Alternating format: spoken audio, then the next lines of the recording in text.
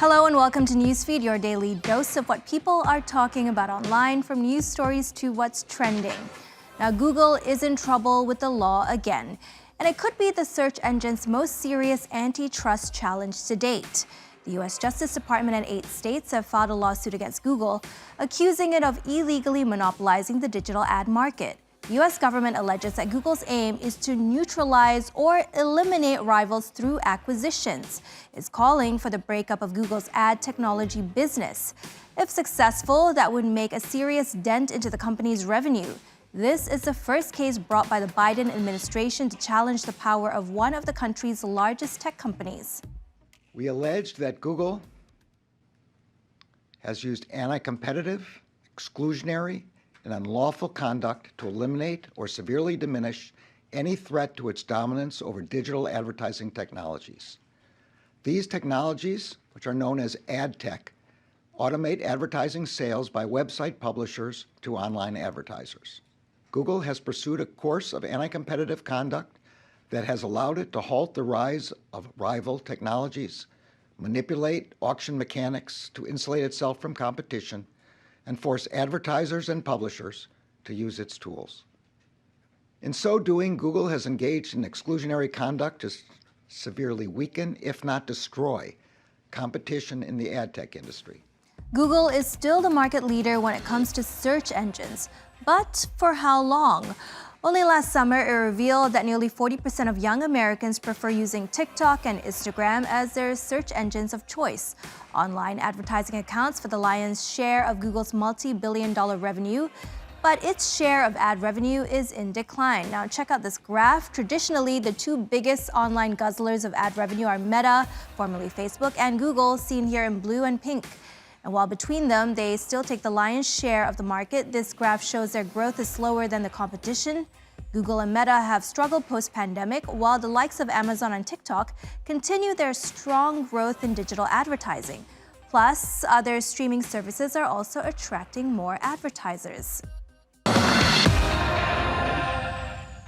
Now, this sleeper hit was one of the most talked about movies in the past year. Everything, Everywhere, All at Once has become a pop culture phenomenon and was expected to be nominated in a few categories at this year's Academy Awards. So you'll get this reference if you've watched the film. It's time to break out your hot dog fingers, because we're counting Oscar nominations, and the multiverse film got way more than critics predicted. 11. Mrs. Wang, are you with us? I am paying attention.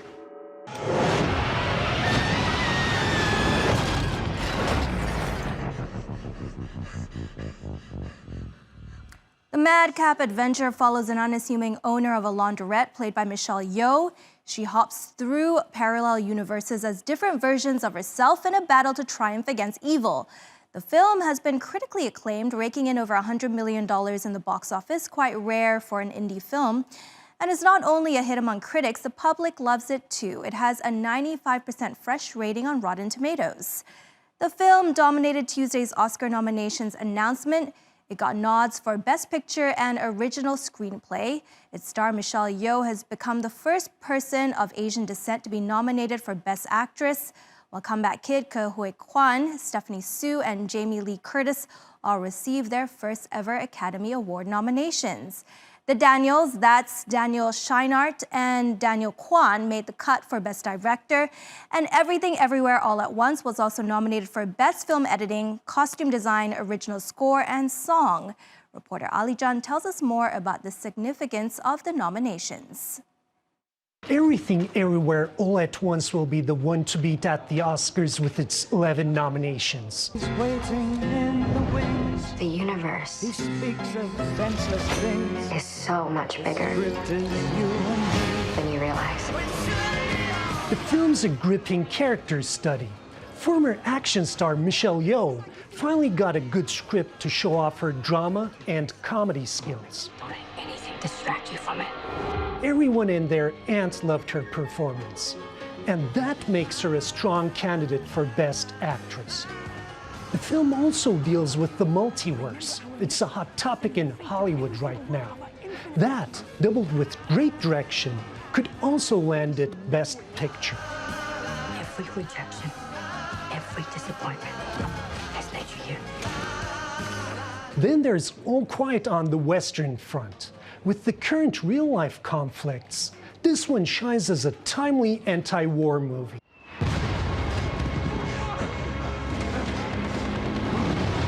And remember, the 1930 adaptation of the famous novel was also a warning. But World War II still happened. This movie could be the most meaningful Academy pick of the year. The Banshees of Inisherin is also on everyone's radar. It's about fallout between friends, but it's actually an allegory for Irish politics. Bother me from this day on. I'll take those shears and I'll take one of my fingers off with them and I'll give that finger to you until I have no fingers left. Does this make things clearer to you? Not really, no. And it's the acting that gets that message across. So Colin Farrell might actually land the Best Actor award. As for Oscar snubs, my pick would be The Woman King. It's a female empowerment film with non-white actors, and it didn't make the cut. Critics and the internet agree. They also voiced their disappointment due to Viola Davis's absence in the Best Actress category. And that leads to the bigger picture, diversity. Asian actors got their due this year, thanks especially to the cast of Everything Everywhere All at Once. But there are no black actors in leading categories, and no women director nominations either. Until there's a balance in gender and race at the Academy, I don't think we can speak about true equality at the Oscars. Justin Bieber has sold the rights to his music for a reported $200 million. Hypnosis Songs Capital now owns Bieber's master recordings and the rights to his publishing and artist royalties. So every time you listen to any of his tracks released before December 31st, 2021, music rights investment firm Hypnosis gets a cut. I know you love me, I know you care. Just shout whenever, and I'll be there. The purchase of Bieber's back catalog is Hypnosis's biggest to date, covering 290 songs. Bieber joins a growing list of artists to cash in on their catalogs in the past few years. Bob Dylan, Phil Collins, Bruce Springsteen, Stevie Nicks, Sting, and even younger artists like Justin Timberlake and Shakira are among those who have sold their music's rights for hundreds of millions of dollars. Typically, the trend of selling back catalogs has been more prevalent in older legacy musicians, whose music is seen as a safer bet among investors. But Bieber is one of the best-selling artists of the 21st century. And some diehard fans believe the reported $200 million Bieber sold his music for was way, way too low. But like for only $200 million? The song Baby is worth at least $400 million alone to me. He should have sold it for way more, in my opinion. Screenshot from the Wall Street Journal says that artists are cementing their legacies by selling their catalogs for cash as music becomes more valuable in the streaming era. The rapper Future also did a similar deal in the past, and this article explains that this is a way for a quick payday for these artists. Instead of his millions trickling in over the next few decades, this is Future asking for his check up front. And according to the screenshot, by acquiring music rights, these companies can reap the money from royalties, licensing, brand deals, and other revenue streams that would have previously gone to the artist. Artists can also save taxes by selling their royalties. So instead of a 37% tax that they would have to pay annually, they would only pay a one-time 20% tax. Justin Bieber sells his music catalog at such a young age. Lil Wayne just did this. A couple other artists. For $200 million, knowing he's going to continue to make music. Are these guys broke or something? Scientists say we are now closer to the end of the world than we've ever been. The doomsday clock, a symbol of how close humanity is until there is a major catastrophe, has been set to 90 seconds to midnight. And it's because of the war in Ukraine, Russia's thinly veiled threats to use nuclear weapons, climate change, and more biological threats like the COVID-19 pandemic. It's now 10 seconds closer than it's been in the past 3 years. The doomsday clock has been around for 76 years and is managed by the Science and Security Bulletin of the Atomic Scientists. If this clock hits midnight, that means that the world as we know it has ended, and right now it is 90 seconds away from midnight. The doomsday clock was founded in 1947. It's a clock that was designed to show how close we are to destroying the world with dangerous technologies. Now, this clock doesn't work like a normal clock, and 90 seconds to midnight doesn't actually mean 90 seconds before the world ends. It just takes into account everything going on in the world right now, and it gives us a threat level based on that. The furthest the clock has ever been away from midnight was in 1991 after the Cold War. Back then, the clock was 17 minutes away from midnight.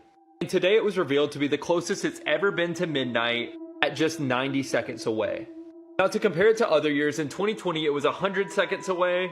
And since things have just been getting worse and worse since then, the clock keeps moving closer and closer to midnight. At its inception, the clock was originally set at 7 minutes to midnight, and that was to signify the urgency of nuclear threats. It's since moved several times. In 1953, the nuclear arms race escalated with the emergence of hydrogen bombs. The U.S. tested its first thermonuclear device in 1952. The Soviet Union followed with tests of their own 1 year later. The clock moved to 2 minutes to midnight. It granted humanity some breathing room, moving 12 minutes to midnight in 1963 when America and the Soviet Union signed the Partial Test Ban Treaty.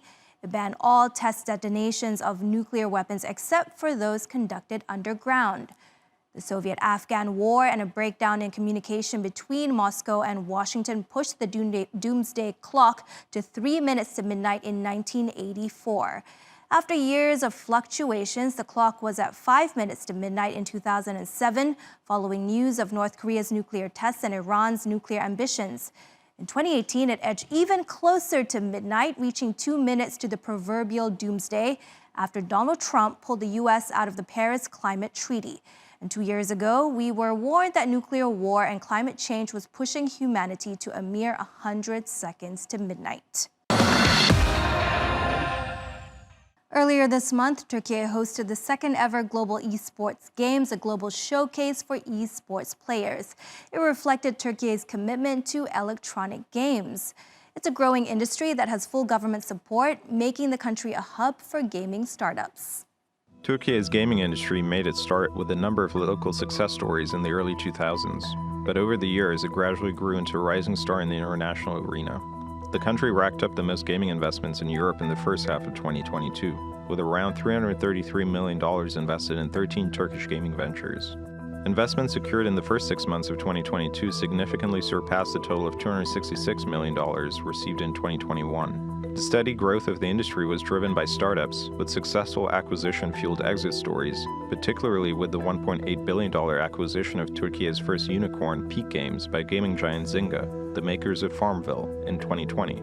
Zynga itself was bought by Take-Two Interactive 2 years later. The milestone deal between Zynga and Peak Games turned the sector into a promising one that inspired young entrepreneurs and skilled workers in Turkey. Turkey had all skills gaming industry requires. 10 years ago, these skills, these talented people were not interested in gaming industry. A hype starting with Joy Game, Netmarble acquisition to Joy Game, then Gram Games, Peak Games, a couple of very successful gaming companies in Turkey, and the first unicorn of Turkey coming from the gaming industry created a very strong talent flow to this industry. Turkey has the second highest number of gaming studios in Europe, with half of the 522 active game studios established in the past 2 years. To promote the sector, the Turkish government also offers sizable funds for people wanting to kickstart their game developing businesses. Right now, Turkey is one of the best countries to establish a gaming startup. The government support is amazing. Government support in terms of the people you hire, the marketing you do globally, and the tools you use. As a result of its commercial successes, Turkey is also emerging as a resourceful talent pool for the global gaming sector. Global yatırımcılar Türkiye'yi tarıyor.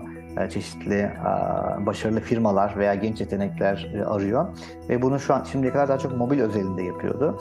Ben 2023'te bunu artık PC ve konsol oyunları özelinde de yapmaya başlayacağını düşünüyorum. Currently, 10 universities across the country are offering undergraduate and graduate programs tailored to the gaming industry.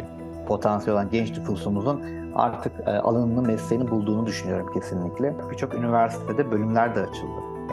Yani dijital oyun tasarımı bölümleri açıldı ve bunlar tabiri caizse full çekiyor. İlgi çok yüksek. Yani bu anlamda hani işin eğitim tarafına da çok ciddi bir ağırlık verilmeye başlandı. And that's our show. Find us on YouTube and do subscribe to our channel. Bye and see you same time tomorrow.